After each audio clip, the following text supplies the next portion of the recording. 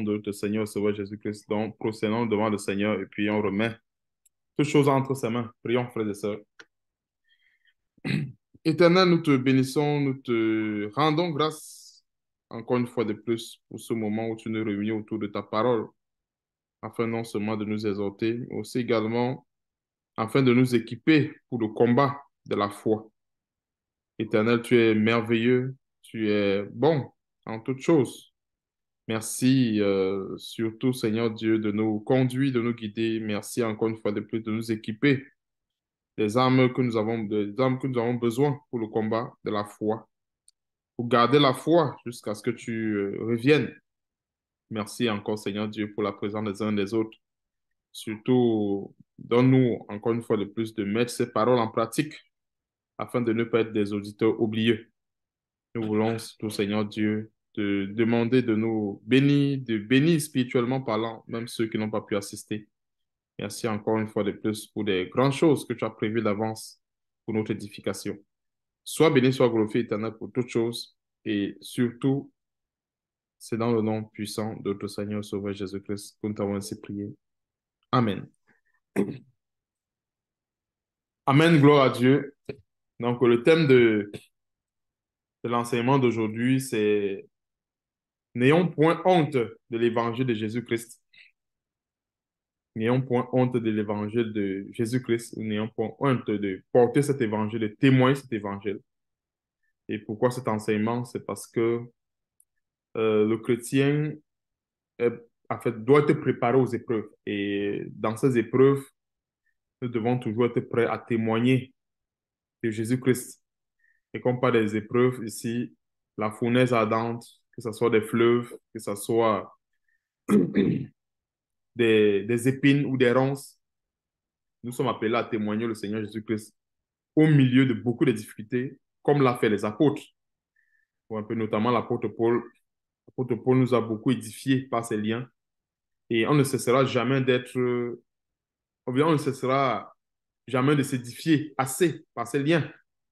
C'est-à-dire les liens des apôtres, ça nous fortifie, ça nous édifie et ça nous galvanise.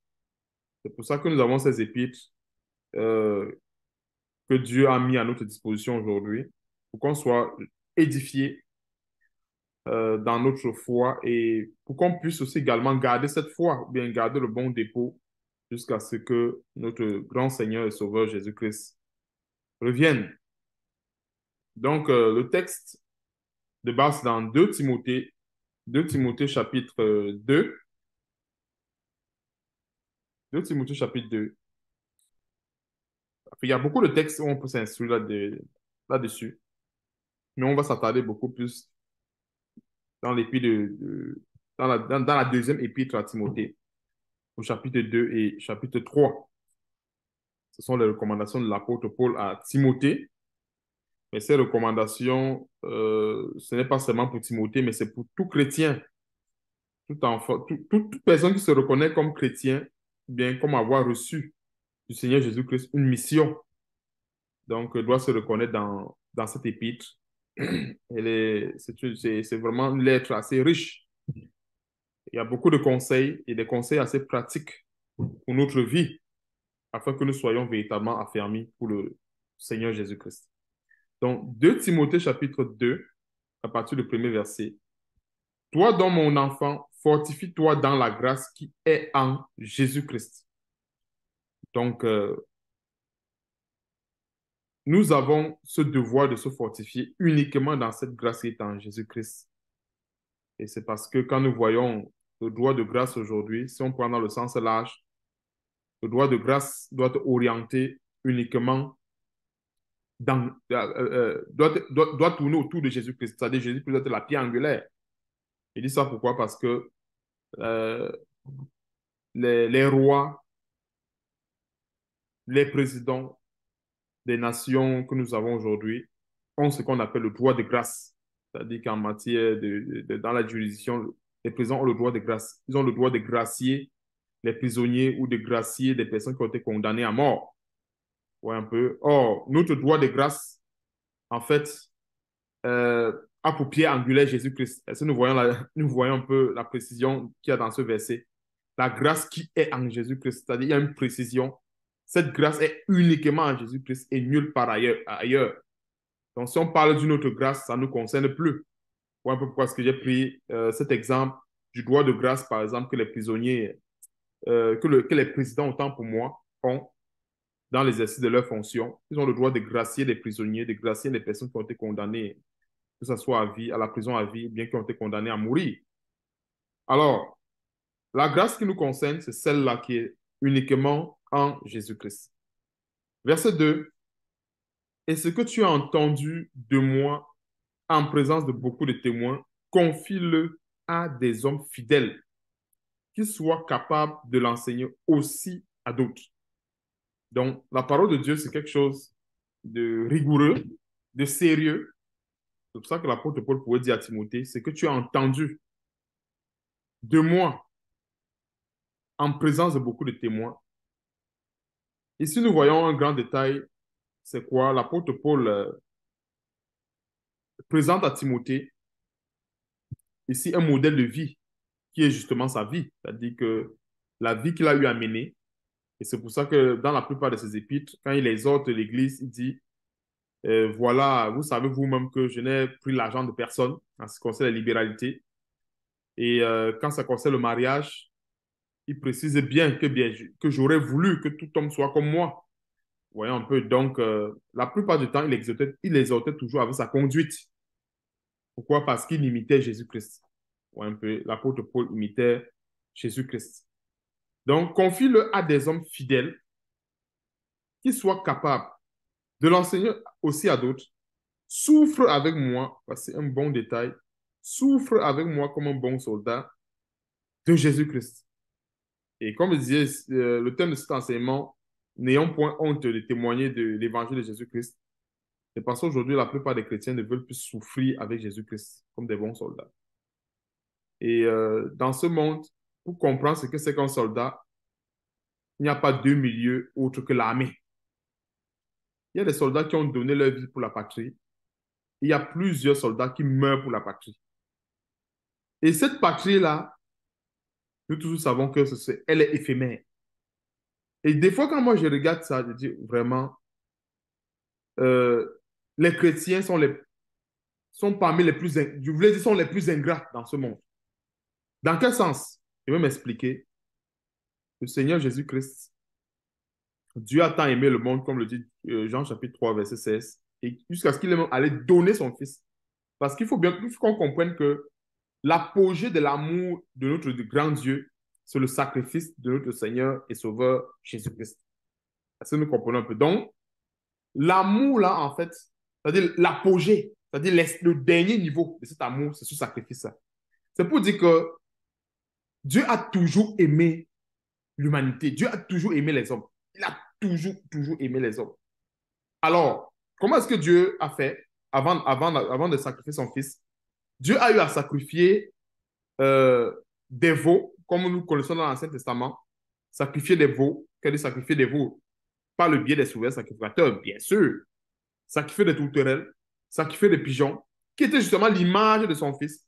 Dieu a même, il y a même un texte, si je ne me trompe pas, c'est quoi? C'est dans Juge chapitre 11, où Jephthé a offert à Dieu, il avait fait un vœu à Dieu que s'il revient du combat, et que si Dieu donne la victoire, et il avait sacrifié sa fille. C'est parce que vous connaissez l'histoire.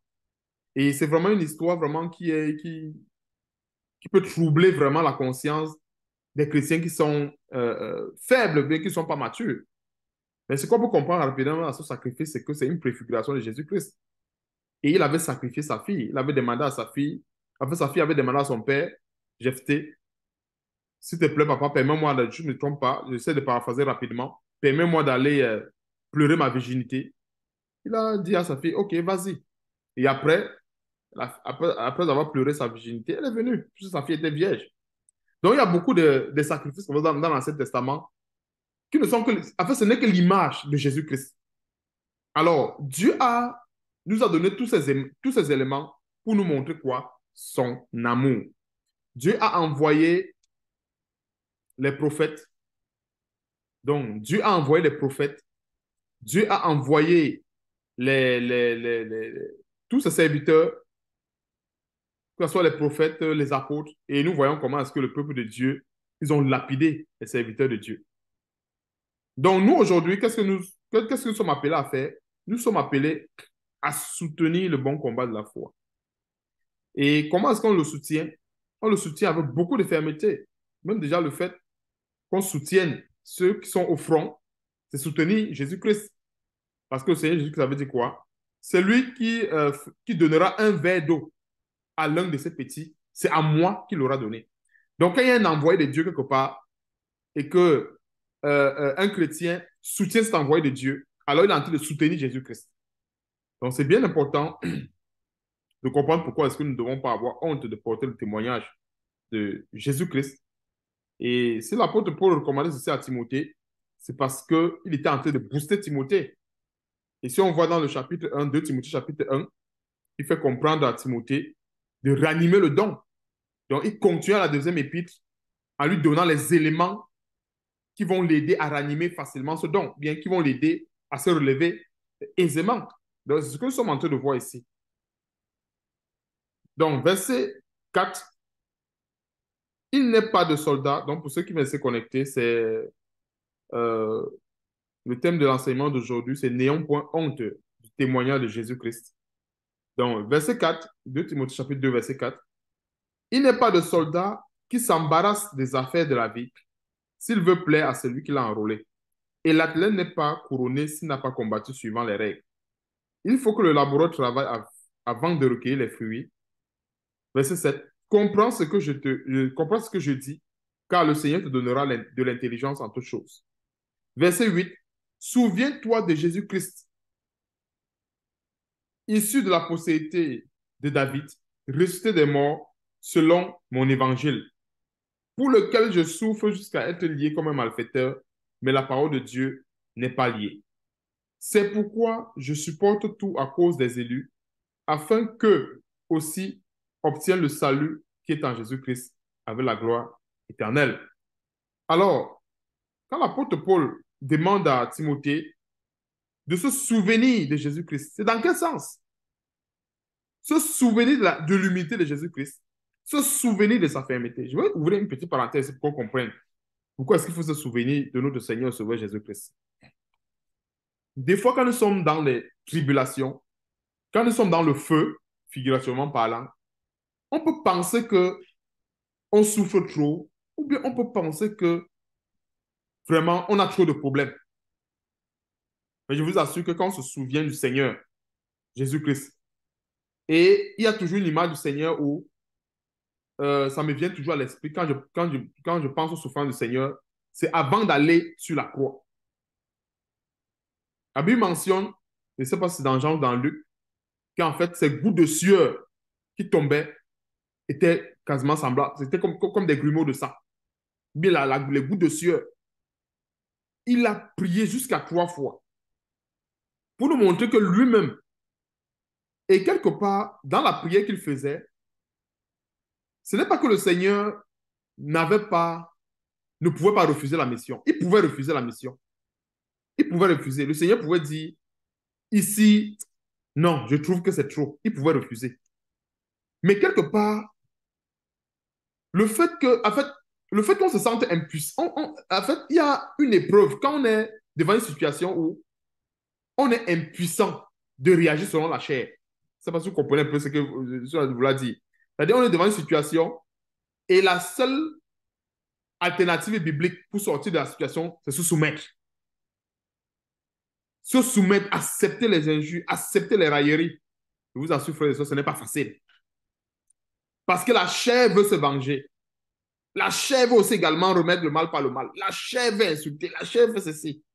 Mais dans de pareilles situations, Dieu dit dans sa parole, non, surmonte le mal par le bien. À ce moment, ce n'est pas facile. C'est pour ça qu'on a besoin de se souvenir des épreuves du Seigneur Jésus-Christ. Avant d'aller sur la croix, pensons-nous que le Seigneur, il s'est passé beaucoup de choses dans son esprit. Pensons-nous qu'il n'a pas peut-être médité sur le fait que voilà, me voici, je suis en train d'aller mourir pour rien. Je suis en train d'aller, me faire lapider pour la gloire de Dieu. Il y a beaucoup de choses qui sont passées dans son esprit. Mais finalement, Qu'est-ce qui, qu'est-ce qui a été la résultante du combat qu'il y a eu dans son esprit? C'est ce que nous connaissons. Que ta volonté soit faite. Oui, un peu. Parce que Satan vient là, très souvent, dans les pensées, fait comprendre aux chrétiens. Non, pourquoi est-ce que tu fais ça? Non, tu es lâche. Si tu fais comme ça, c'est que tu es lâche. C'est plus de toi qui es fou. Oui, un peu. Et pourtant, en étant lâche selon le monde, nous sommes plutôt sages selon Dieu. C'est voir le détail. C'est pour ça qu'il faut se souvenir de Jésus-Christ. Jésus-Christ, notre Seigneur, c'est le meilleur modèle en ce qui concerne la souffrance. Le Seigneur Jésus a ressuscité les morts. Pas une fois, pas deux fois, pas trois fois, plusieurs fois. Il a guéri les boiteux. Il a ouvert les yeux des aveugles. Mais regardons comment est-ce que il est encore obligé de se rabaisser comme un vulgaire malfaiteur. Ce n'est pas pour rien que, comme la Bible dit, il a été mis au nombre des malfaiteurs. Et pourtant, il n'avait rien fait. Le grand roi des rois, le grand seigneur des seigneurs, il a préféré, devant la volonté de Dieu, régner cette gloire-là. Et comme je disais très souvent dans les enseignements précédents, dans les enseignements passés, il disait ceci, que soyons toujours à une position où on est prêt à s'humilier quand Dieu nous élève. Est-ce que nous voyons un peu le schéma? Donc, soyons toujours prêts à s'humilier quand Dieu nous élève. Ça va toujours nous donner, en fait, Dieu va nous donner une position d'élévation. Pourquoi? Parce que Dieu, lui, il élève les humbles et il rabaisse les orgueilleux. Donc, un chrétien qui recherche l'élévation, qu'est-ce qu'il doit faire? Il doit toujours s'humilier sous la main puissante de Dieu pour pouvoir y parvenir. Donc, admettons Dieu élève le chrétien aujourd'hui. S'il recherche encore l'élévation, qu'est-ce qu'il doit faire? Il faut qu'il se rabaisse. Dieu va encore l'élever. C'est comme ça que le système de Dieu fonctionne uniquement comme cela. Et prenons un exemple, c'est la même chose, même dans les affaires, ou bien, en fait, même dans les affaires des hommes. Je prends un exemple. Imaginons une personne qu'on a confié deux brebis, bien que le Seigneur a confié deux brebis, et qu'il a, euh, et que ce berger a vraiment entretenu les brebis comme il fallait. Le maître sera content. Il va confier 10 brebis à ce berger. Si le berger se comporte bien, le maître va encore confier 20 brebis, 100 brebis, 1000 brebis, 1 milliard de brebis. C'est parce qu'en fait, le berger, qu'est-ce qui fait que le maître confie toutes les grandes choses à son serviteur? C'est parce que le maître lui-même constate que le serviteur est toujours fidèle. C'est pour ça que la Bible dit, celui qui est fidèle en de petites choses sera aussi également fidèle en de grandes choses. Donc, c'est ça la clé de l'élévation. Dieu ne va jamais nous confier des grandes choses une fois. Ça, c'est quelque chose que j'ai compris. Il ne confiera jamais les grandes choses une fois. Des fois, il y a des chrétiens qui vont se plaindre. Ah, pourquoi est-ce que je suis à telle position? Pourquoi? Et pourtant, Dieu les a confié des choses qui ne se sont même pas occupés parce qu'ils pensaient que c'était trop évident. Que non, moi, je suis là, je demande à Dieu 20 brebis. Il est là, il me donne seulement 2 brebis. Je vais faire quoi avec 2 brebis? Moi, je veux aussi également avoir un grand temple. Tu vois, je donne un peu un exemple à l'échelle, à la grandeur, euh, à une grandeur plus élevée. Oh, Dieu a confié à cette personne les gens de sa maison. Mais lui veut avoir une grande église, une grande cathédrale.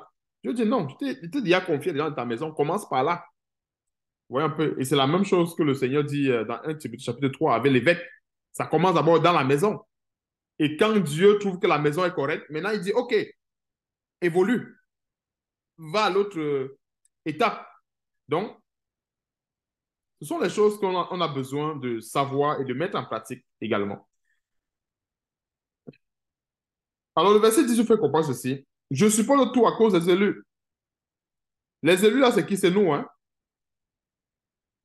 L'apôtre Paul a souffert il a souffert il a souffert des railleries, il a souffert de la noyade. C'était pour nous. La preuve en est que nous, voilà, nous sommes en train de consommer des fruits. Nous sommes en train de consommer les fruits du travail de l'apôtre Paul. C'est ce que nous sommes en train de consommer là présentement. Donc, verset 11. Cette parole est certaine. Et j'apprécie beaucoup le détail de cette parole est certaine, la certitude. Et pour ceux qui ont fait les affaires de certitude, de statistiques, quand on parle de certitude, c'est pour dire en fait que la probabilité que cela ne marche pas, c'est égal à zéro, selon Dieu. Ça veut dire que c'est certain. Ça veut dire que c'est à 100% vrai. C'est-à-dire la probabilité que ça ne marche pas, c'est 0%. Donc, cette parole est certaine, c'est ce que ça veut dire. C'est pour dire que quelqu'un ne va pas dire que non, je pense que dans un autre cas, ça ne marche pas. Non, elle est certaine. C'est pour dire que une personne ne peut pas penser ne peut pas penser le contraire. Et comme il y a la plupart des faux chrétiens qui sont champions pour dire que ça, ce sont les pensées de l'apôtre Paul, les pensées de ceci. Même quand l'apôtre Paul ne dit même pas clairement qu'il pense. Alors, quand l'apôtre Paul dit que cette parole est certaine, c'est pour dire qu'il n'y a rien à faire. C'est-à-dire que c'est la vérité à 100%. Il n'y a même pas un seul brin de mensonge dans cette parole. Ou bien on ne peut même pas l'interpréter autrement, tout simplement. Verset 11, cette parole est certaine. Si nous sommes morts avec lui, nous vivrons aussi avec lui. Donc, voici des versets aussi également qui travaillent l'intelligence. Si nous sommes morts avec lui, nous vivrons aussi avec lui. Et quelqu'un peut se poser la question, mais si nous sommes morts avec lui, est-ce que ça veut tout simplement dire que comme nous avons accepté le Seigneur Jésus-Christ, ça veut dire que nous avons accepté sa mort et que c'est tout? Non. Il y a le conditionnel ici. C'est pour dire qu'il y a des étapes à franchir. Est-ce que nous voyons un peu? Quand il y a le conditionnel, c'est pour dire qu'en fait, ce n'est pas quelque chose qui est donné à tous. Nous savons tous, selon Romains chapitre 10, verset 9 à 10, on dit que si tu confesses de ta bouche au Seigneur et tout ça, tu seras sauvé. Alors, ça, c'est la porte d'entrée. Alors, mourir ici, ça, c'est une autre étape. Et mourir ici, c'est mourir dans sa volonté. Parce qu'on parle de mourir, en fait, c'est mourir dans sa volonté. Ma chair veut telle chose. Mais si Dieu veut autre chose, j'abandonne ce que ma chair veut pour courir après ce que Dieu veut. Voilà un peu mourir. Et des fois, quand nous sommes dans des situations, on se rend compte que non, nous ne sommes pas encore véritablement morts parce que quand il y a trop de je pense que ça veut dire que le chrétien n'est pas encore mort. Nous devons plutôt renouveler notre intelligence avec la volonté de Dieu, par la grâce de Dieu. Si Dieu le permet, si Dieu le veut, par exemple, voilà un peu comment est-ce que on peut se comporter comme des personnes qui sont comme des personnes mortes. On appelle un chrétien qui planifie un rendez-vous. Il dit, OK, bon demain on se voit à tel endroit. Ou bien demain, je vais t'appeler. Alors, c'est pour dire qu'il est sûr à 100% que demain, il va pouvoir appeler cette personne. Or, une personne qui est morte va dire, si Dieu le veut, si Dieu me garde encore en vie, demain, je vais t'appeler. Est-ce que vous voyez la différence? Juste dans ce langage, le langage de celui qui est mort versus le langage de celui qui est vivant. Il va dire, non, demain, je vais faire telle chose. Non, laisse, demain, je vais te trouver là-bas. Or, une personne qui est morte, c'est non. Si Dieu le veut, si Dieu le permet, demain, je pourrais faire telle chose. Donc, il y a beaucoup de détails qu'on peut, en fait, que le Seigneur peut nous... En fait, il y a beaucoup de détails dans la parole de Dieu qui peut, en fait, qu'on peut utiliser autant pour moi, pour comprendre le fait que nous avons besoin de mourir pour pouvoir plus tard euh, vivre avec Jésus-Christ. Et aussi, un grand détail dans ce verset, c'est quoi? Euh, ne soyons pas de ces faux chrétiens qui veulent, qui veulent tout. Hein? Et chez nous, on dit souvent le beurre et l'argent du beurre. Je crois que vous connaissez un peu cette expression. Les gens qui veulent le beurre et l'argent du beurre. Alors, quand il parle des chrétiens qui veulent tout, c'est quoi? Le chrétien qui veut la vie éternelle doit pouvoir accepter, porter la croix de Christ pour avoir cette vie éternelle. Parce que les chrétiens aujourd'hui, ils veulent la vie éternelle. Son champion veut la vie éternelle. Les mêmes chrétiens veulent également les passions. Les mêmes chrétiens veulent vivre selon la chair et ils veulent la vie éternelle. Tout en oubliant que les passions, les mauvais désirs, l'idolâtrie et tout genre de péché ne se trouvent pas sur le chemin de la vie éternelle. On ne peut pas dire à Dieu, Seigneur, je veux la vie éternelle et marcher autrement, pensant que plus tard on va hériter la vie éternelle. C'est tout simplement de la séduction. Et c'est pour ça que la plupart de ces faux pasteurs, quand ils égarent très souvent le peuple avec les enseignements, il y a très souvent des détails comme ça qui font l'effort de ne pas ressortir. parce qu'ils essaient d'aveugler le peuple de Dieu, toujours avec des paroles que je qualifierais des paroles vides de sens. Parce que quand nous méditons en général la parole de Dieu, il y a tout ce que j'appelle un maillon fort. C'est-à-dire que si on enlève c'est comme une chaîne. Si on enlève le maillon, bien sûr, on enlève l'élément qui tient toute la chaîne, en fait, tous les éléments vont tomber. Et qu'est-ce que j'attends par maillon fort? C'est que, je prends peut-être un exemple, le, le verset d'Ésaïe, peut-être 43, qui dit, si tu marches dans le feu, tu ne brûleras point. Et que si tu marches dans le fleuve, tu ne seras point submergé. Un chrétien peut penser que s'il est dans le péché, cette parole est pour lui. Vous voyez un peu? Et des fois, euh, dans les prières, il y a plusieurs qui s'empressent. Ils citent des versets comme cela, en oubliant qu'ils ne sont pas dans un état. En fait leur état spirituel, autant pour moi, leur état spirituel ne leur permet même pas de confesser ce genre de versets. Est-ce que nous voyons un peu la différence? Parce que, qu'est-ce que la Bible dit? Je crois que c'est 2 Timothée chapitre 3, au verset...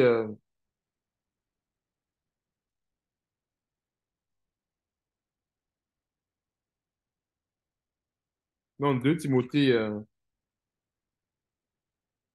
non, 2 Timothée chapitre 2. Bah, je vais citer rapidement parce qu'on va y arriver. Quiconque prononce le nom du Seigneur qui s'éloigne de l'iniquité.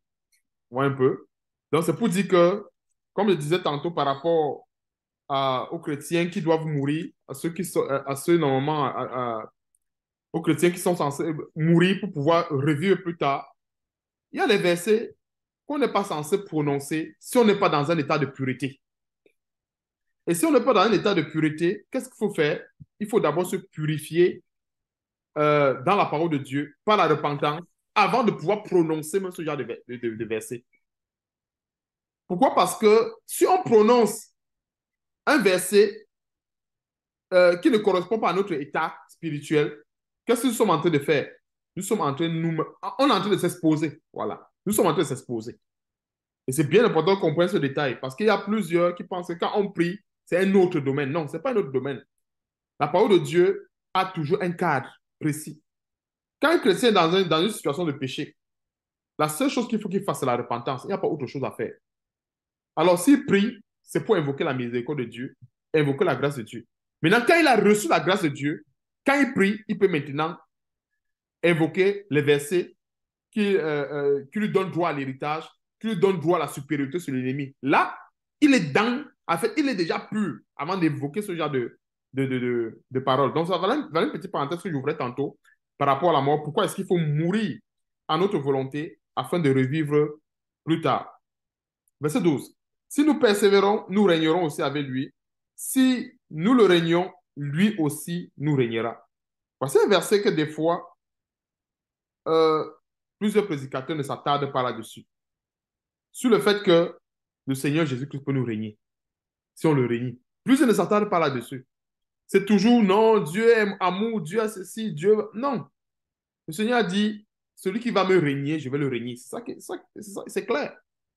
Il s'agit des chrétiens. Et comment est-ce qu'un chrétien peut régner le Seigneur Jésus-Christ? C'est simple. À un moment donné, le chrétien peut dire non. Moi, je pense que vraiment, ce que tel frère dit là, c'est son opinion. Moi, je pense que Paul a été égaré, comme la plupart des chrétiens, la plupart des faux chrétiens, moi, je veux préciser, les faux chrétiens et les faux pasteurs, les faux apôtres le pensent. Quand, par exemple, l'apôtre Paul a donné un ordre dans l'église que la femme ne doit pas enseigner, il y a plusieurs qui disent que non. Je pense que l'apôtre Paul était aveuglé par les cultures des Corinthiens et tout. Il a été aveuglé. C'est lui qui a un problème avec les femmes. C'est sûr que lui n'aime pas les femmes. Toi, l'apôtre Paul lui-même dit qu'il a parlé de la part du Seigneur. Et en donnant ses instructions, dans 1 Corinthiens chapitre 14, il mentionne que c'est un commandement du Seigneur. Mais il y a quand même d'autres qui font l'effort de s'égarer. Et qu'est-ce que j'entends par faire l'effort de s'égarer? Admettons, on met une brebis dans un enclos. Vous voyez un peu? On met une brebis dans un enclos et on élève la barrière pour mieux comprendre, c'est vrai qu'ici, on n'a pas l'enclos. Hein. C'est-à-dire qu'au Cameroun et en Afrique, je crois qu'en Afrique, on a un peu la culture des barrières. C'est-à-dire, à cause des bandits, on élève la barrière à 20, 30 mètres, 50 mètres. Pour que même si le bandit va entrer, il doit quand même souffrir. Chez nous, on dirait que non, le bandit ne doit pas entrer voler facilement. Il faut qu'il travaille avant de venir voler. C'est-à-dire qu'on fait la barrière et on met les piquants. Déjà, où, si le bandit n'est pas assez prudent, il peut même se, il peut même se faire transpercer, autant pour moi, sur les piquants. Alors, Dieu fait également la même chose. Donc, quand nous voyons des versets tels que, comme par exemple 1 Corinthiens chapitre 14, où le Seigneur dit, si c'est un commandement du Seigneur, c'est une manière de faire comprendre à l'Église que non, ça là, ça ne vient pas de moi. Un commandement du Seigneur, c'est un ordre qu'il ne faut pas, on ne se met pas tergiverser sur l'ordre d'un général. Si nous sommes des soldats, quand le soldat dit en marche, c'est tout le monde on ne veut pas savoir pourquoi il nous a dit ça. C'est un ordre. Et des fois, dans l'armée, c'est comme ça que j'ai compris un peu la rigueur de la parole de Dieu. Et la plupart des gens qui ont été dans l'armée, qui comprennent un peu le principe de l'armée, c'est comme ça que la parole de Dieu fonctionne. Quand c'est un ordre, tout le monde obéit.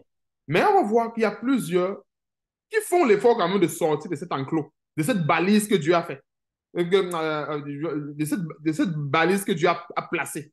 Parce que quand Dieu dit, par exemple, que utilise son serviteur, l'apôtre Paul, pour dire que c'est un ordre, c'est pour dire en fait que non. Celui qui va violer cet ordre, il n'y a plus rien à faire pour lui. Est-ce que nous voyons un peu un détail? Il dit que c'est un ordre. Donc, c'est pour dire que à ce moment-là, c'est Dieu lui-même. Alors, quand il dit que c'est un ordre, par exemple, c'est pour détruire euh, les mauvaises pensées, surtout des faux chrétiens, qui pensent toujours que quand ça ne les arrange pas, ce sont les pensées de Paul.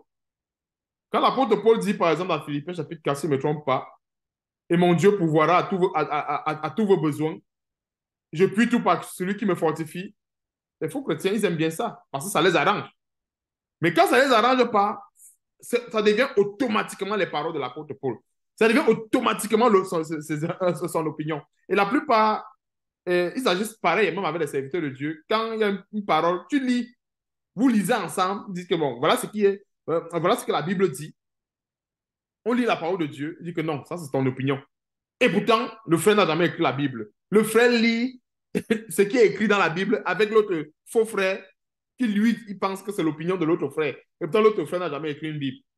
Donc, ça nous montre tout simplement que si on renie le Seigneur, si on ne fait pas ce qu'il faut faire pour Dieu, le Seigneur va aussi également nous régner. Si nous sommes infidèles, il demeure fidèle, car il ne peut se régner lui-même. Rappelle ces choses. Qu'est-ce que l'apôtre Paul mentionne encore à Timothée? Rappelle. S'il demande de rappeler, c'est parce qu'on peut facilement oublier cela. Même en classe, le maître ou le professeur nous rappelait toutes les choses qu'on pouvait facilement oublier. Quand c'est évident, on n'a pas besoin de rappeler. Mais il y a un mystère avec la parole de Dieu, c'est que même si on a lu cette parole 10 000 fois, il faut toujours la rappeler. Et la parole de Dieu n'est que le fruit des rappels. Il n'y a rien de nouveau dans tout ce que nous sommes en train de faire. Ce n'est que le fruit des rappels, rappel, rappel et rappel et rappel. C'est pour ça que l'apôtre Paul passait le temps à dire les mêmes choses, à rappeler les mêmes choses. Parce que le mystère dans le rappel, c'est que quand on cesse de rappeler les mêmes choses, ça finit par sortir de l'intelligence. Et j'avais à parler de ce détail une fois, et je crois que peut-être la plupart d'entre nous, nous avons constaté cela. On va tous constater ensemble que quand nous sommes face à une tribulation, on peut avoir l'impression qu'on ne connaît rien. Et moi, ça, c'est des choses que moi, j'ai expérimenté personnellement. C'est-à-dire que euh, j'ai déjà été dans des situations où je dis, mais je me dis, waouh. Et pourtant, c'est moi qui ai enseigné ça hier. C'est-à-dire que c'est des situations où je me trouve et dis que, waouh, ça c'est. En fait, je suis en quelque sorte coincé même pas les enseignements que j'ai l'habitude de donner. Et pourtant, c'est moi qui ai enseigné cette rigueur. Et pourtant, c'est moi. Et pourtant, c'est moi. Voilà ça devant moi. Et c'est pour cela qu'il faut rappeler la parole de Dieu. À ce moment, quand nous sommes dans de pareilles situations, on n'a pas le choix de rappeler la parole de Dieu dans notre intelligence. On rappelle, on rappelle, on rappelle. Parce que si on cherche à raisonner, c'est fini. On s'égare. Parce que la plupart des chrétiens, qu'est-ce qu'ils font? Quand ils sont dans de pareilles situations, ils cherchent à raisonner. Non, non, non, je pense que ça c'est différent. Je pense que non. Quand on commence à penser, c'est différent. Ce n'est plus la parole de Dieu. Donc, verset 14, rappelle ces choses en conjurant devant Dieu qu'on évite les disputes de mots qui ne servent qu'à la ruine de ceux qui écoutent. Efforce-toi de te présenter devant Dieu comme un homme éprouvé, un ouvrier qui n'a point à rougir, qui dispense droitement la parole de la vérité. Évite les discours vains et profanes, car ceux qui les tiennent avanceront toujours plus dans l'impiété et leur parole rongera comme la gangrène. C'est pour ça que la parole de Dieu, ce n'est pas un débat où les gens vont commencer à dire non, je pense ceci. Et très souvent dans ces débats, il y a d'autres que ça finit par les querelles. Donc, nous devons éviter des, des- de pareils débats. Et des fois, quand ils sont face à certaines situations, si on ne peut pas s'accorder sur la base de la parole de Dieu, ça ne sert à rien. Parce que quelqu'un commence à dire que non, je pense que tel pasteur a enseigné ceci, il y a tel docteur qui a enseigné ceci. Non, si on ne peut pas s'accorder sur l'évangile de Jésus-Christ, ça ne sert à rien. On ne peut pas avoir plusieurs référentiels et on cherche à s'entendre. Non. Si on a le même référentiel, en fait, on peut ouvrir la Bible ensemble. Mais si on n'a pas le même référentiel, ça ne sert justement à rien. Parce que si la personne que je cherche, par exemple, à convaincre, elle dit je, c'est Galates chapitre 2, verset 20, que je cherche à convaincre peut-être avec la parole de Dieu, que je cherche à apporter l'écriture, bien apporter un éclaircissement de la part de Dieu. Si lui n'a pas le même fondement que moi, je comprends que ça ne sert à rien. Parce que moi, il serait en train de me poumonner en voulant faire comprendre à cette personne la vérité, mais lui n'est même pas avec moi. Lui, ça n'a pas de fondement, c'est ailleurs. Il va dire peut-être que non, tel pasteur avancé, tel pasteur, telle personne, alors que c'est la parole de Dieu qui est notre unique et seul fondement. De ce nombre sont Hyménée et Philette, qui se sont détournés de la vérité, disant que la résurrection est déjà arrivée et qui renversent la foi de quelques-uns. Verset 19. Néanmoins, le solide fondement de Dieu reste debout, avec ses paroles qui lui servent de sceau. C'est ce que nous sommes en train de voir. Le Seigneur connaît ceux qui lui appartiennent, et quiconque prononce le nom du Seigneur, qu'il fasse quoi? Qu'il s'éloigne de l'iniquité. C'est ce que je disais tantôt. Les chrétiens, quand ils veulent engager le combat, oh Seigneur, tu avais dit ceci. Oh, que 1000 tombent à ma gauche, 10 000 à ma droite. De mes yeux, je veux voir la rétribution du méchant. Oh Seigneur, mes ennemis doivent mourir. Mais ceci doivent faire ceci.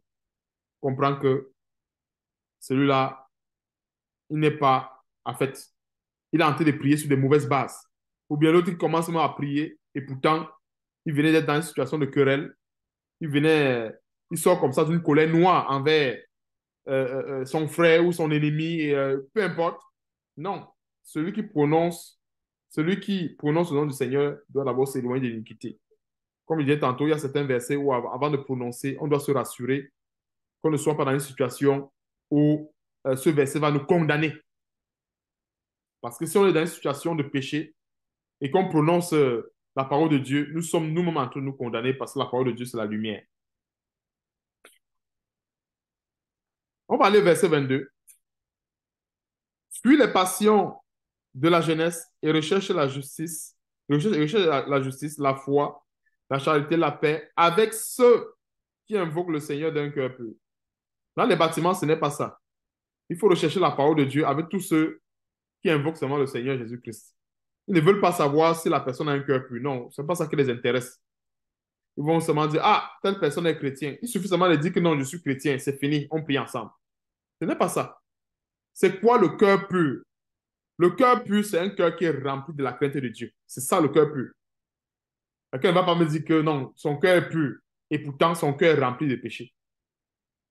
Et quand on parle d'un cœur rempli de péché, c'est que le péché à un moment donné devient manifeste. Ça devient manifeste par les actes. On voit comment le péché là ressort par les actes.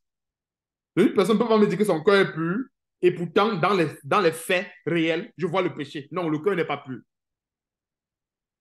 Le cœur n'est pas pur. Comme la plupart des chrétiens prostitués dans l'église, qui préfèrent mettre n'importe quel vêtement, quand on les fait comprendre que non, il faut s'habiller décemment, non seulement elles se rebellent, ça les énerve. Et je n'ai jamais. Et c'est dernièrement que j'ai compris que c'est une possession démoniaque. Parce que des fois, Tu vas demander à une femme de couvrir son corps, mais tu ne comprends pas pourquoi est-ce qu'elle se fâche. Et pourtant, c'est son bien. Parce que entre couvrir son corps et l'exposer, c'est plutôt exposer son corps qui est une mauvaise chose, même dans le bon sens. Mais tu dis à l'autre, couvre ton corps, ça l'énerve. Et c'est là que j'ai compris quelque part que ce sont les démons. Et c'est même parce que le cœur de ce genre de femme, c'est parce que le cœur n'est pas pur. Parce que plus je dis que non, Dieu regarde au cœur. Et pourtant, si le cœur de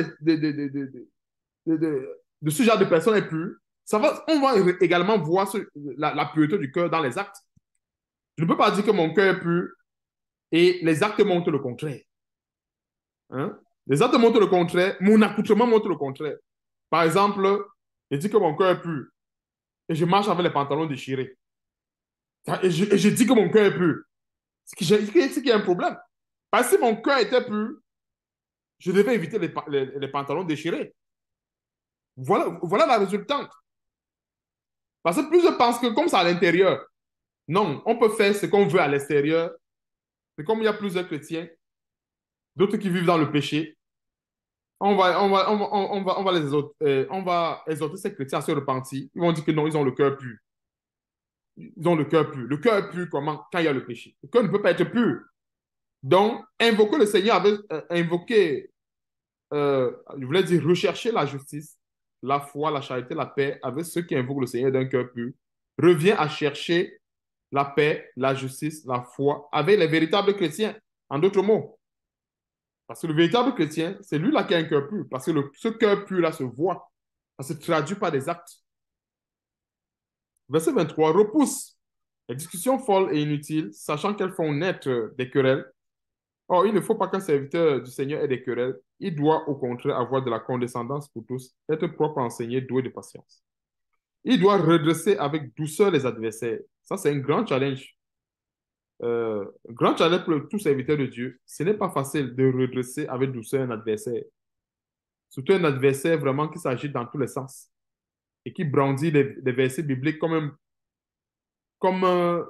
j'appelle ça, comme un faux bouclier.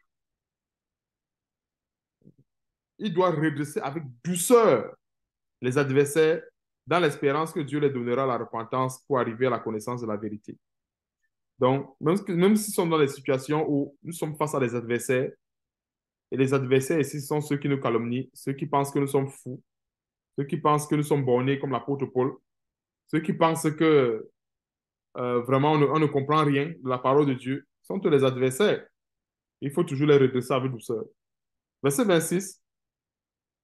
Et que revenus à leur bon sens, ils se dégageront des pièges du diable qui s'est emparé d'eux pour les soumettre à sa volonté. Donc, nous sommes, nous devons faire notre part. Si nous voyons ceci, nous devons faire notre part. Donc, même si nous sommes devant des personnes pareilles, devant ce genre de faux chrétiens, nous devons user de la douceur pour les faire comprendre la vérité de la parole de Dieu.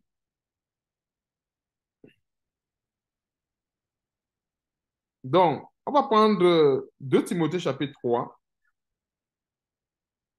2 Timothée chapitre 3.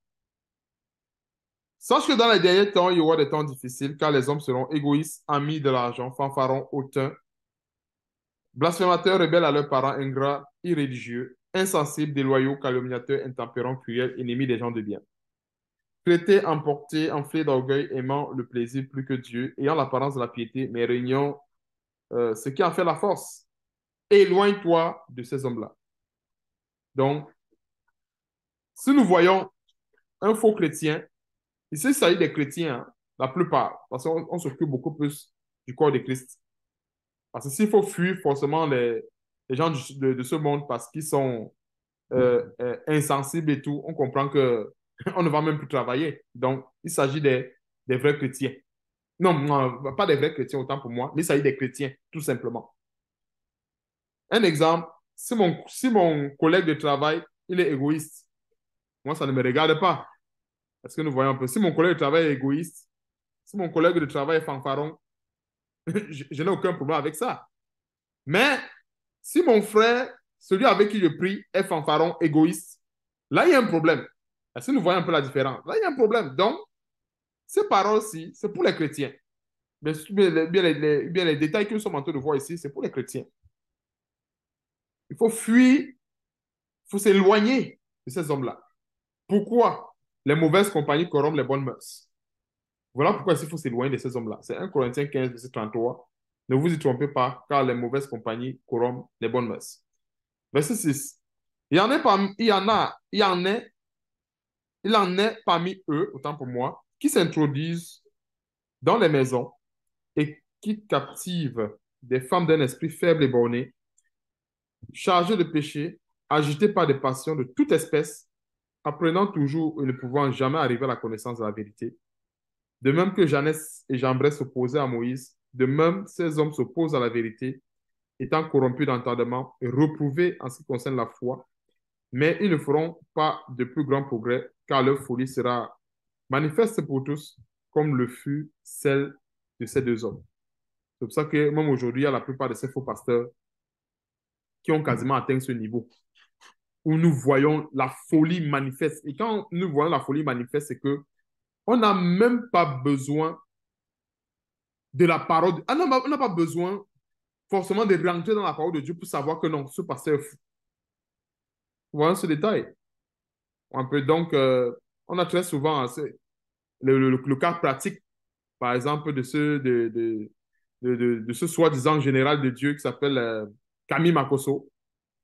Nous tous, nous voyons que ce ne sont même pas ce sont même pas, il faut même pas être pasteur pour dénoncer ce genre d'imposteurs. Parce que lui-même, ce Camille Makosso, lui-même se dénonce. Parce que lui-même, il a fait une vidéo pour dire qu'il est un faux pasteur. Ça, nous voyons un peu. Ça dit que quand nous voyons ça, nous comprenons que son degré de folie, en fait, ça a dépassé les bornes. Cela a dépassé. C'est-à-dire, lui-même, il a fait la vidéo pour dire qu'il est un faux pasteur. Il est un faux pasteur. Donc, on n'a même pas besoin de rentrer dans les Écritures pour comprendre que non, celui-là, par exemple, c'est un faux pasteur. Donc, voilà peut-être un exemple précis où nous pouvons comprendre la folie à un moment donné qui devient manifeste. Donc, quand les gens s'opposent à la vérité, à un moment donné, Dieu les expose. Et nous voyons comment la folie devient manifeste. Parce qu'à un moment donné, il met la caméra, il dit qu'il est un faux pasteur. Donc, on comprend que c'est déjà la manifestation de la folie. Donc, verset 10. Pour toi, tu as suivi de près mon enseignement, ma conduite, mes résolutions, ma foi, ma douceur, ma charité, ma constance, mes persécutions, mes souffrances. À quelle souffrance n'ai-je pas été exposé à Antioche, à Icône, à Lystre? Quelle persécution n'ai-je pas supporté? Et le Seigneur m'a délivré de toutes. Amen.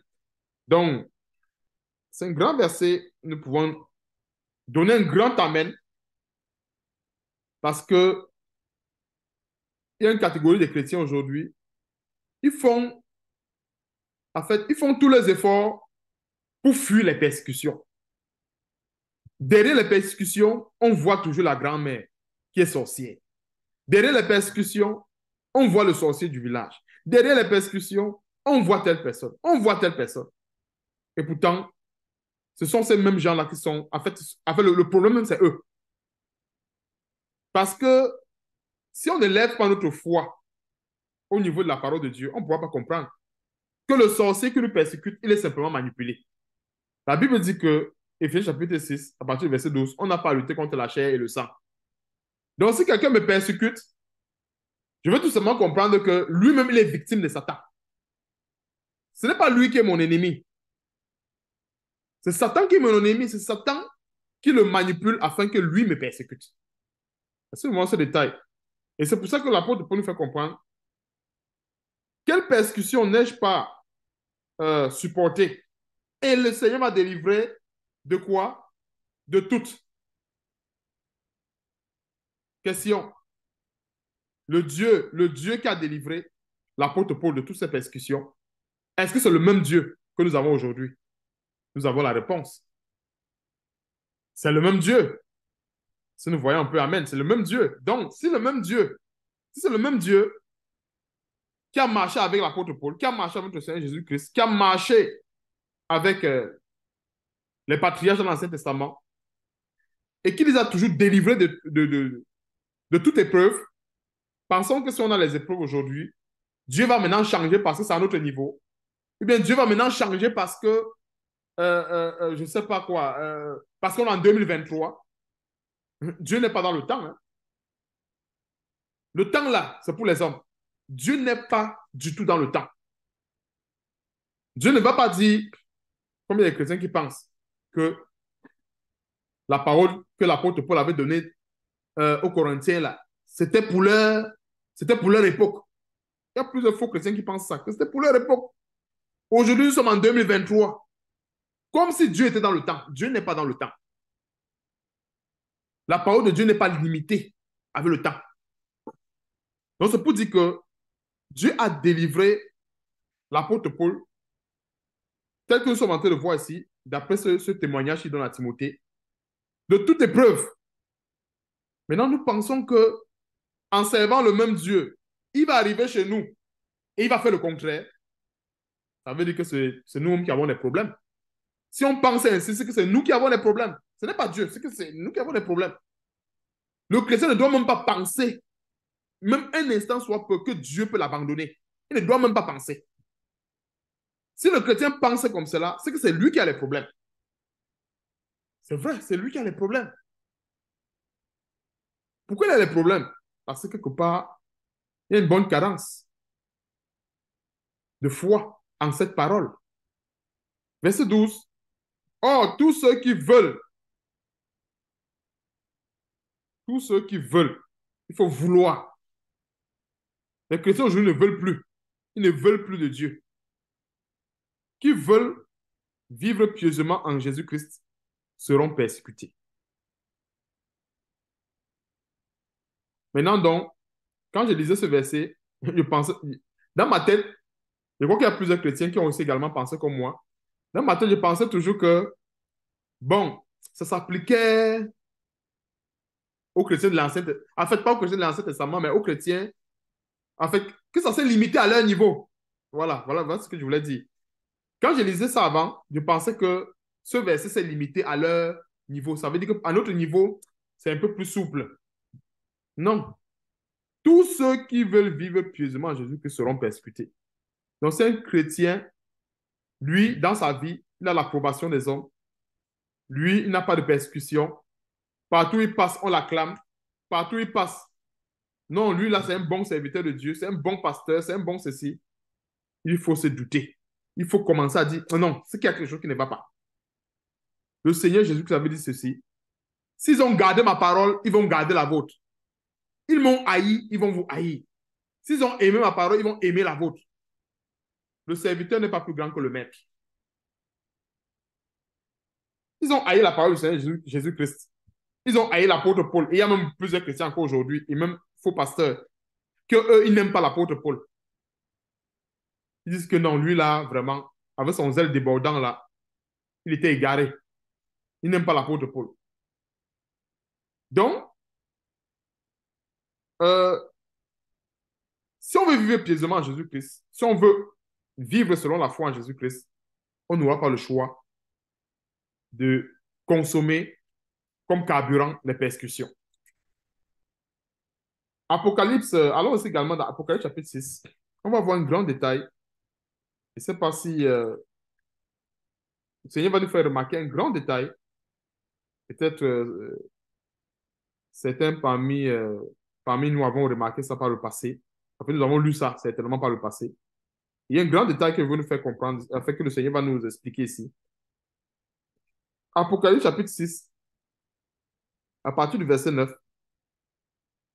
Ça, j'ai ouvert une parenthèse dans le volet persécution. Parce que quand nous lisons les persécutions, on peut penser que c'est passé, hein, c'est une histoire ancienne. Ce n'est pas une histoire ancienne, les persécutions. Donc, Apocalypse chapitre 6, à partir du verset 9. Quand il ouvrit le cinquième sceau, je vis sous l'autel les âmes de ceux qui avaient été immolés à cause de la parole de Dieu. Est-ce que nous voyons un peu la persécution des chrétiens qui ont porté la parole de Dieu? Il y a des chrétiens qui ont été immolés. Dans Hébreux chapitre 11, si je ne me trompe pas, on parle des chrétiens qui ont été sciés, torturés, immolés à cause de la parole de Dieu. regardons une mort atroce. Pensons-nous qu'ils ne pouvaient pas régner le Seigneur? Pensons-nous qu'on ne les a pas donné l'occasion de se repentir, ou bien pas l'occasion de se repentir. Pensons-nous qu'on ne les avait pas donné, bien les bourreaux ne les avaient pas donné l'occasion de régner Jésus-Christ. Certainement, ils avaient donné un avertissement que si vous continuez, on va vous immoler. Si vous continuez, on va vous brûler vif. On va vous torturer, on va vous scier. Mais ils ont préféré continuer. Et regardons, les âmes de ceux qui avaient été immolés à cause de la parole de Dieu et à cause du témoignage qu'ils avaient rendu. Maintenant, dans Matthieu chapitre 10, verset 28, la Bible dit qu'on ne doit pas craindre celui qui ne peut que tuer le corps et qui ne peut pas périr autant pour moi le corps et l'âme dans la géhenne, qui ne peut pas tuer le corps et l'âme, parce qu'il n'y a que Dieu qui peut tuer, qui peut faire périr le corps et l'âme dans la géhenne. Donc, lorsque les chrétiens sont immolés ou bien tués pour la vérité de l'évangile, leur âme, parce que c'est une grande révélation, l'âme de ces chrétiens, ou bien leurs âmes restent en vie. Parce que nous voyons ce détail.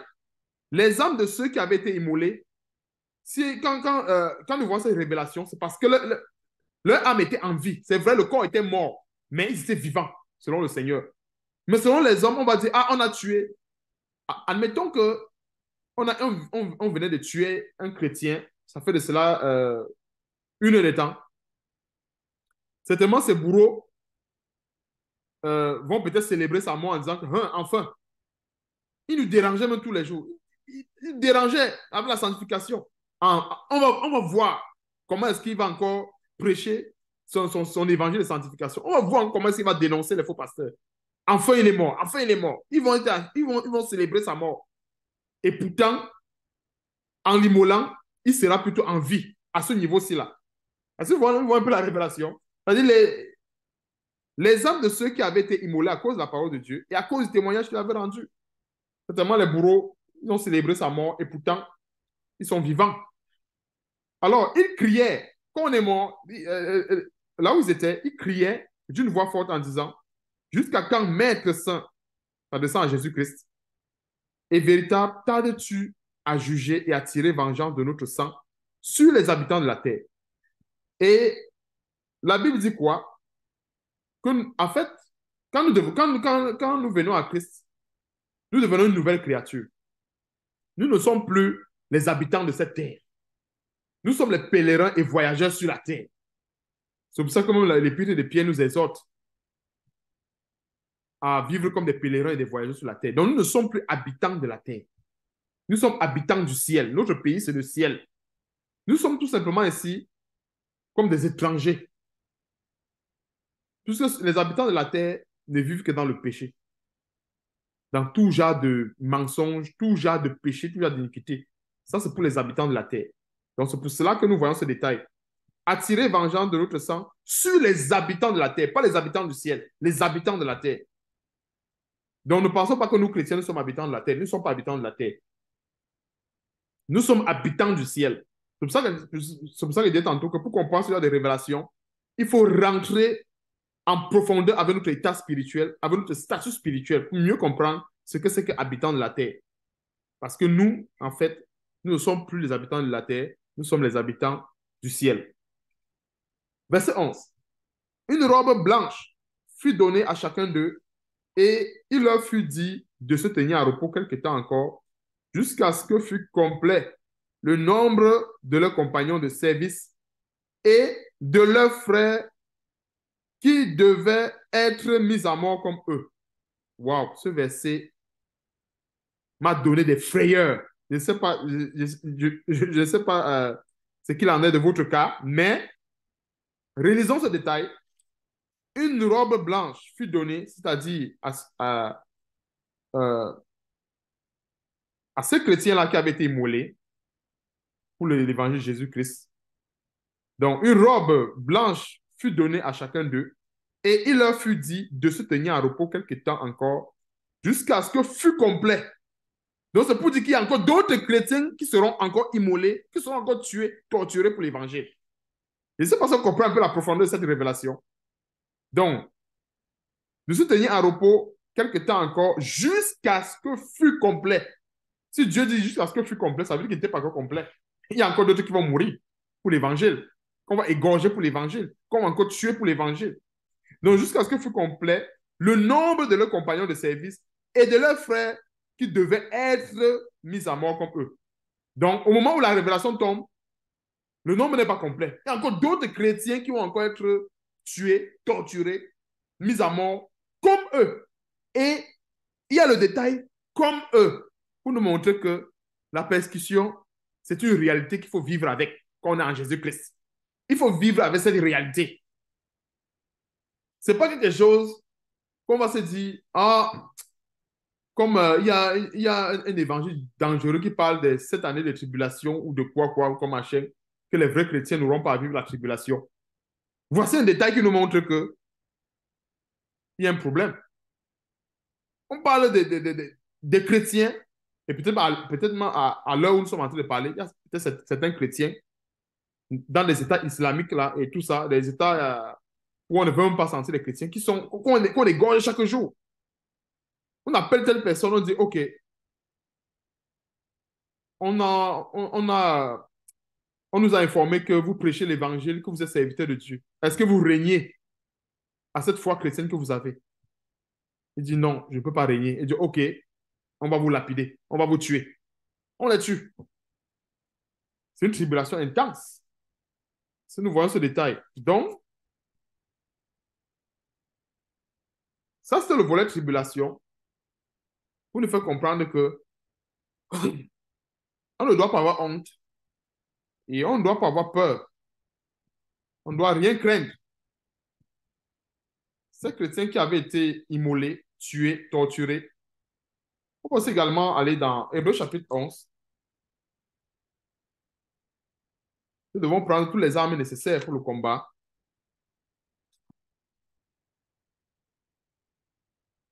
Et le vrai soldat, là, quand il va au combat, sa vie, en fait, la plupart des vrais soldats, là, quand ils vont au combat, là, ils ne font plus. En fait, pour leur vie, là, c'est déjà des morts.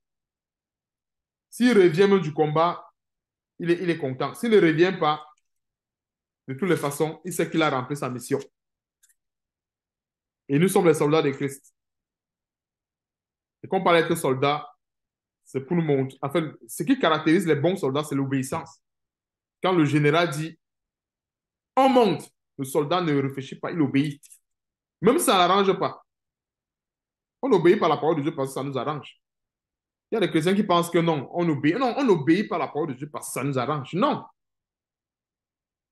Quand on regarde, quand je parlais tantôt l'exemple de notre Seigneur et Sauveur Jésus-Christ, les gouttes de sueur qui tombaient sur son visage, ça nous montre, ça nous témoigne à suffisance que la mission n'arrangeait pas sa chair. C'est clair.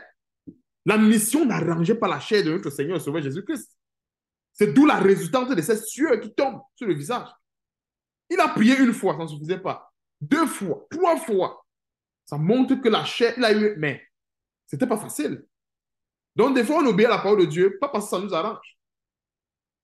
Et il y a plusieurs qui aiment comprendre mal le verset, que les commandements de Dieu ne sont pas pénibles. Comme si le commandement de Dieu maintenant, ça va venir maintenant nous donner l'autorisation de vivre selon la chair. Non, la parole de Dieu n'est pas là pour nous donner l'autorisation de vivre selon la chair.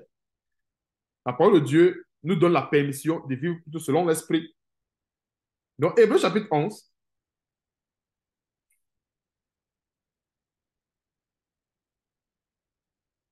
verset 35, à partir du verset 35.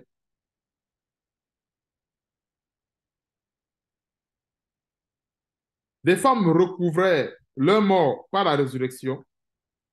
D'autres furent livrés au tourment et n'acceptaient point de délivrance afin d'obtenir une meilleure résurrection. Il faut dire qu'il y a d'autres qu'on a torturés et on les a donnés, on a dit, on a peut-être donné, on a peut-être proposé à ces gens, OK, on peut arrêter de vous torturer ou bien on m'a peut-être envoyé de vous tuer, mais si vous décidez de revenir en arrière, de régner votre Seigneur Jésus-Christ, je ne vais pas vous tuer. On dit non, nous, on ne va pas le régner. Il dit, OK. Donc, c'est aussi ça également, accepter mourir. Donc, et n'accepter point de délivrance. Parce qu'il y a la fausse délivrance. Hein. C'est que, admettons, une personne est en prison, enchaînée, liée, pour le nom de Jésus-Christ. Mais on propose à ce prisonnier la liberté euh, au prix de sa foi. Parce que nous voyons l'échange. Il est en prison, condamné à mort. Euh, Celui qui l'a mis en prison dit, je peux te rendre libre, mais à condition que tu régnes ton Jésus. Il va refuser la délivrance. Il va dire que non, mieux garde-moi en prison, tue-moi. Donc la plupart ont refusé la délivrance comme cela. Accepter la mort afin d'obtenir plus tard une meilleure résurrection.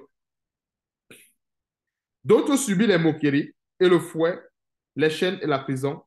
Il fut, le verset 37 est horrible. Il fut lapidé, comme le cas d'Étienne, par exemple, scié, torturé, Étienne, Jean-Baptiste, lapidé, scié, torturé. Il mourut tué par l'épée. Ils allaient ça et là, vêtus de peau de brebis et de peau de chèvre, dénués de tout, persécutés, maltraités, eux dont le monde n'était pas dit, errant dans les déserts. Aujourd'hui, ces faux pasteurs, s'il faut changer, on va dire errant dans les palais. Est-ce que nous voyons le paradoxe? Eux, ils erraient dans les déserts. Les faux pasteurs aujourd'hui errent dans les palais. Ils vont errer dans les jets privés. Ils vont errer dans les hôtels 5 étoiles. Ils vont errer dans dans des grandes synagogues et tout ça. Voilà. Les véritables serviteurs de Dieu erraient dans les déserts. Et même le Seigneur Jésus-Christ se retirait autant pour moi constamment dans les déserts. C'est ça la parole de Dieu. Et les montagnes, et eux dont le monde n'était pas digne, errant dans les déserts et les montagnes, dans les cavernes et les antres de la terre. Verset 39. Tout cela, à la foi desquels il a été rendu témoignage, n'ont pas obtenu ce qui leur était promis. Verset 40. Dieu ayant en vue quelque chose de meilleur pour nous, afin qu'ils ne parvinssent pas sans nous à la perfection. Donc, voici les détails de la persécution. Sur le verset 12, ça permet d'ouvrir ce grand détail sur la persécution pour nous faire comprendre que c'est une réalité. Ce n'est pas une histoire. Et c'est pour ça qu'on doit s'armer de la même pensée. Nous devons avoir les mêmes pensées, les pensées qui étaient en Jésus-Christ, les pensées que les apôtres avaient. Et une fois, je me suis dit, mais comment est-ce que quelqu'un peut accepter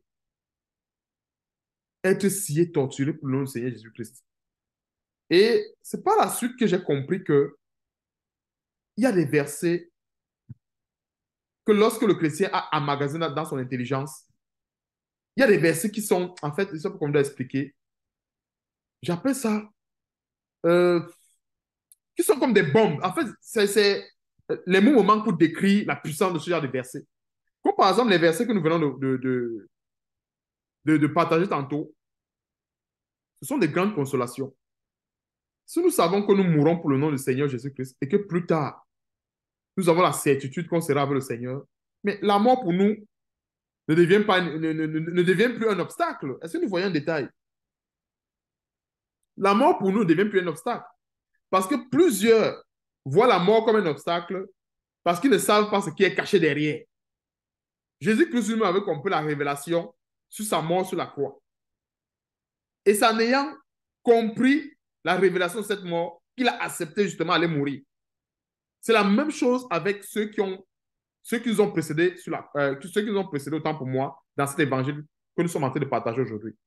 Ils ont compris le mystère, bien les mystères qui se cachent derrière la mort. C'est pour ça que la mort n'était plus un blocage. La mort peut être tout simplement être un blocage pour des chrétiens qu'eux ne sont pas préparés à ce niveau. Ça va être un blocage. Mais les disciples qui étaient préparés à ce niveau, la mort n'était plus un blocage. C'est pour ça que plusieurs vont être devant les situations, ils vont dire, non, je pense que non, je vais arrêter. Je ne vais plus prêcher en ce nom. Mais en disant que je vais plus prêcher en ce nom, ça c'est régner Jésus-Christ. C'est régner Jésus-Christ.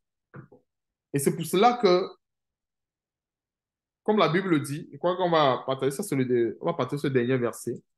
Hébreux chapitre 2.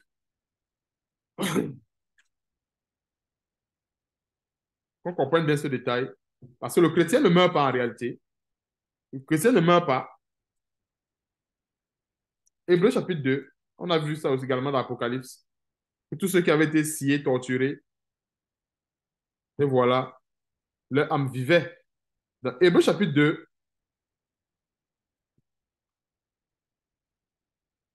à partir du verset 14 au verset 15. Ainsi donc, puisque les enfants participent au sang et à la chair, il y a également participé lui-même, afin que par la mort, il anéantit celui qui a la puissance de la mort, c'est-à-dire le diable. Voici des versets qu'on doit télécharger dans notre intelligence. Tous ces versets que nous sommes en train de voir, autant pour moi, nous devons télécharger ces versets dans notre intelligence. Et ces versets, bien ces paroles, en fait, dans l'intelligence téléchargée, c'est ça qui va s'ériger comme des armes devant la tentation. Devant la tentation, ces versets vont s'ériger comme des armes pour combattre l'ennemi, pour combattre Satan qui veut nous empêcher de donner la gloire à Dieu. Donc, il anéantit celui qui a la puissance de la mort, c'est-à-dire le diable. Il n'est pas écrit qu'il va anéantir. Il a anéanti. Nous devons tout simplement croire en ce verset que notre Seigneur Jésus-Christ a anéanti le diable. Donc, comme lui, il est mort là, il est mort pour nous tous. Il est mort pour tous les chrétiens, afin que nous, on ne puisse plus jamais mourir. Est-ce que nous comprenons ce détail? Alors, afin qu'on ne puisse plus jamais mourir, dans quel sens? Je vous bien la parenthèse pour que ça ne sème pas la confusion. Afin qu'on ne puisse plus jamais mourir spirituellement parlant. C'est pour dire que la mort physique aujourd'hui, ce n'est pas la mort. Puisque nous tous, on va quitter, si ce n'est pas peut-être aujourd'hui, ce n'est pas peut-être demain, un jour ou l'autre, nous allons quitter cette terre. Par la grâce de Dieu, si Dieu le veut bien. Nous allons quitter cette terre. Donc, la mort, en fait, sur le plan physique, n'est pas véritablement la mort. Ce n'est pas la mort. Si Dieu appelle son serviteur à lui, pensons-nous que sur le plan physique, qu'est-ce qui va se passer? Il faut bien que le serviteur quitte cette terre. Et les gens vont dire, OK, il est mort. Bon, nous, on sait qu'il n'est pas mort. Que Dieu l'a appelé. Maintenant, verset 15. Le verset 15 est capital. Quand je parle de capital, nous devons capitaliser ce genre de versets dans notre intelligence. Non seulement, en plus de télécharger cela, nous devons capitaliser ce genre de versets. Parce qu'il est vraiment capital pour nous. Et qu'il délivra qui? Il délivra qui? Tous ceux qui, par crainte de la mort, le chrétien doit encore craindre la mort, et qu'il délivra tous ceux qui, par crainte de la mort, étaient toute leur vie retenus dans la servitude. Satan ne peut plus nous retenir dans la servitude parce qu'il va brandir comme menace, entre guillemets, la mort physique. Il ne peut plus. Un chrétien qui va peut-être fléchir les genoux devant Baal parce que Satan l'aura effrayé en disant que si tu continues comme ça, tu vas mourir. C'est qu'il n'a pas compris ce verset. Je dis, il est capital. Nous devons tous savoir que notre Seigneur Jésus-Christ est mort pour nous délivrer. Et il nous a délivrés par la foi au nom de Jésus-Christ. Et qui délivra tous ceux qui, par crainte de la mort, étaient toute leur vie retenus dans la servitude. Donc le chrétien il n'y a plus de raison. Nous n'avons plus d'excuses. Quand nous lisons sur les versets, c'est pour dire qu'on n'a plus d'excuses. Pour dire que J'ai peur de ceci. Je crains ceci. D'ailleurs, la Bible dit quoi? Ce que nous craignons, c'est ce qui nous... Job disait quoi? Ce que je crains, c'est ce qui m'arrive. Ce que je redoute, c'est ce qui m'atteint. Le chrétien qui craint la mort, c'est la mort qui va arriver. On ne doit pas craindre la mort. Le Seigneur Jésus qui nous a délivrés de la mort. Alors, s'il nous a délivrés de la mort là, en fait, il y a encore un grand détail sur la mort. J'aimerais qu'on comprenne un peu ce grand détail, ce grand mystère de la mort. Pourquoi la mort est encore présente aujourd'hui? La mort, quelque part, a deux rôles. La mort est quelque part quelque chose que Dieu utilise dans ce siècle présent pour sanctionner les pécheurs. Et la mort qui n'est pas véritablement une mort, parce que pour le chrétien, parce que j'ai pris deux cas, c'est deux volets. Donc, je vais reprendre les deux volets. Pourquoi la mort existe? Alors, la mort a deux grands rôles. La mort est là pour sanctionner les pécheurs. Ça, c'est le premier grand rôle.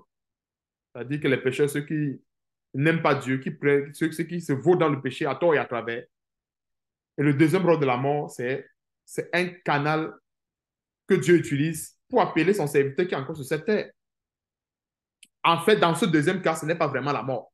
Si nous comprenons un peu le détail, ce n'est pas vraiment la mort. Donc, on appelle tout simplement la mort parce que, bon, nous tous, en étant des êtres humains, on sait que telle personne est morte. Mais en fait, pour nous chrétiens, sur le plan spirituel, on sait qu'il n'est pas mort. Parce qu'en fait, s'il faut renouveler notre intelligence encore une fois de plus sur le plan spirituel, la mort n'est pas pour les chrétiens.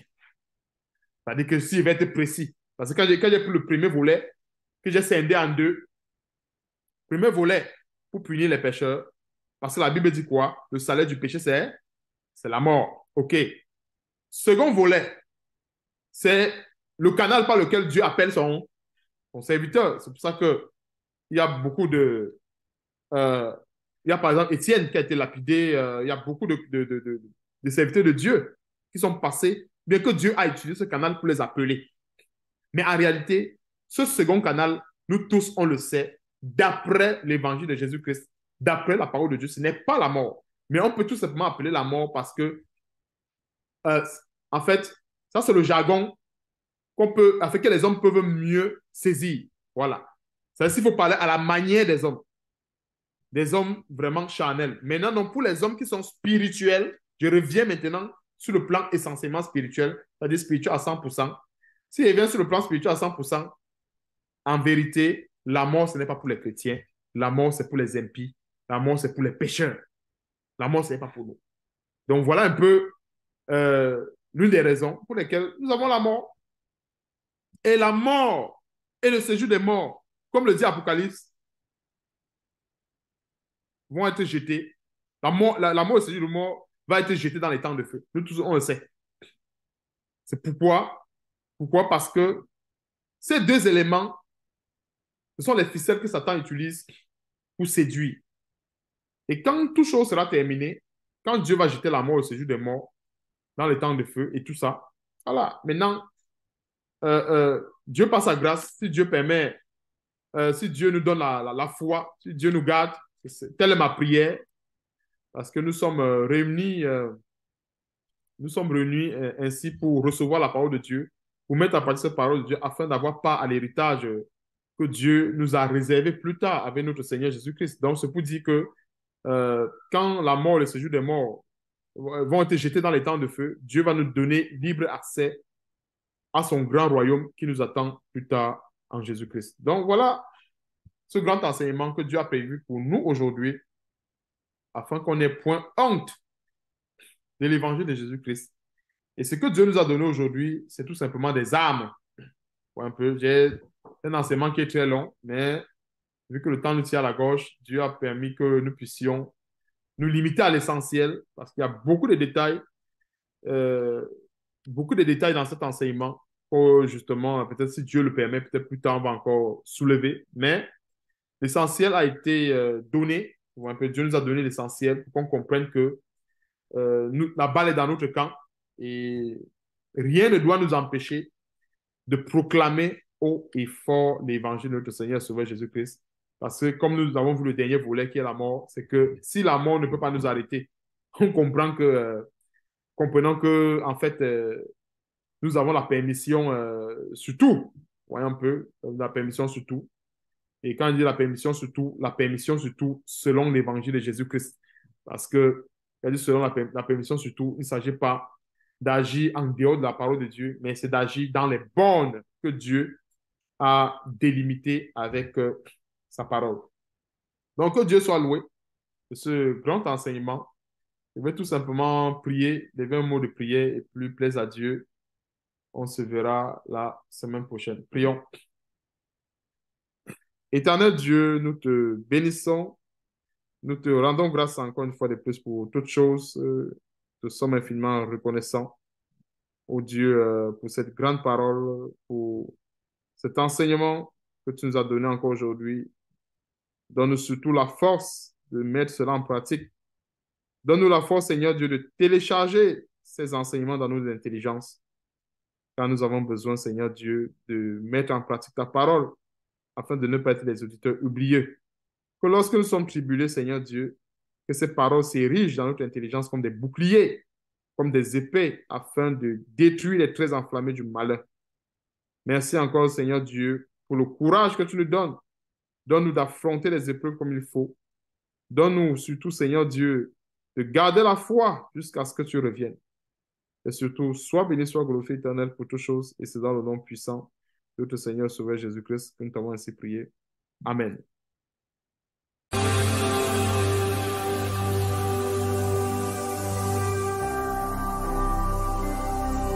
Jésus-Christ TV, vous connaîtrez la vérité et la vérité